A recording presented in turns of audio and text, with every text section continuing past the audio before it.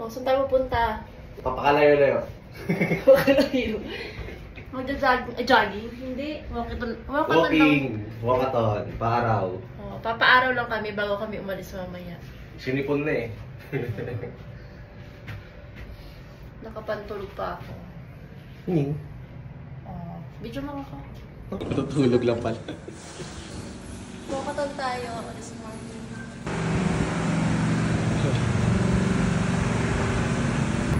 It's Sunday today and it's our last day at Wynn Residences. Tagaytay. Here in Tagaytay. Oh, sarap maglakad-lakad oh. Ang hangin.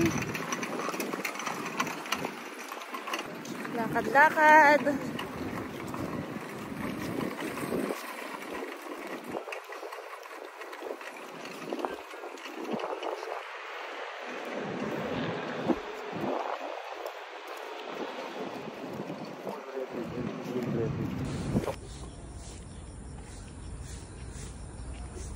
Nasapot ka.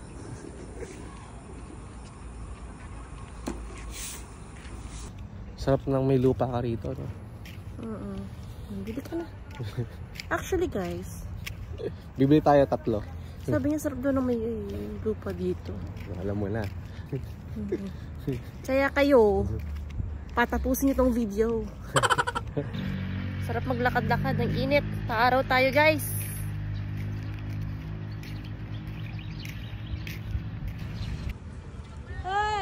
Oh, Tulong!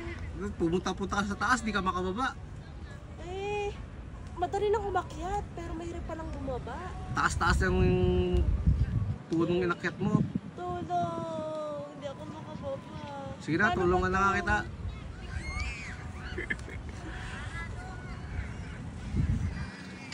Ayun, nakababa din.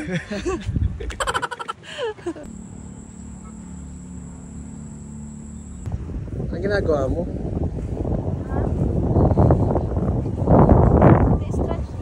Ano pa naging zombie ka? So naging stretching pa din.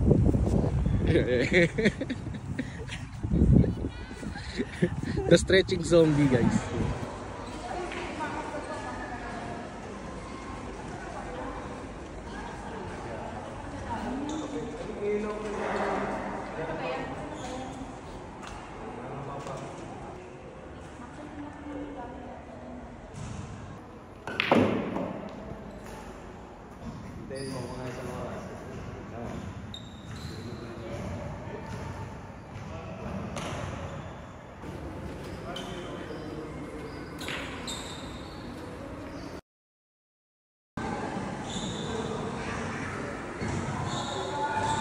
Dito yung basketball. After namin dito guys, makapaglibot-libot, babalik na kami ng condo para makapag-prepare kasi mag-check out na kami. Di ko na nakuna ng video pagkalis namin sa condo. Ngayon guys, dumaan muna kami dito sa Pink Sisters, mga madre na pink ang kasuotan. Pagkatapos namin dito, syempre hindi naman tayo papayag na walang nabibiling delicacies or product galing Tagaytay. Kaya dumiretso na rin kami dito sa Amira's Buko Tart House. Ang dinayo talaga namin sa kanila ay yung buko pie. Madalas naman kasi talaga na yun na binibili natin na pasalubong galing Tagaytay. Itong Amira's, along the way lang din ang daan namin pa uwi. Pagdating sa buko pie nila, affordable na at masarap pa. Dami mong pwedeng choices na pasalubong dito. Meron din silang ubi tart, cassava cake, egg pie, buko tart. Meron din silang salvanas, crinkles, macarons at iba pa. Nabili na ako ng buko pie, bali 2 boxes po yan. Next naman, huminto muna kami dito sa Cecilia's para bumili ng isang box lang ng buko pie. Pagpasok namin sa loob, ang haba ng pila sa counter. Medyo price yung buko pie nila compared sa iba, pero worth it ang lasa. Masarap, hindi tinipid sa buko.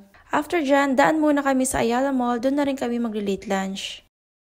Nandito na kami. Oh, buko pa ulit, bibili. Nabuko.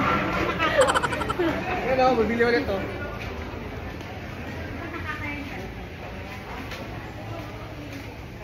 Chicharon. Oh. Di ba? 160 lang. Ay, may ganun siya. Di ba? Parang okay kasi chicharon nila dito. Oh, may laman. Kanin? 160 lang. Oh. Hindi o. 160. Oh. 160 nga.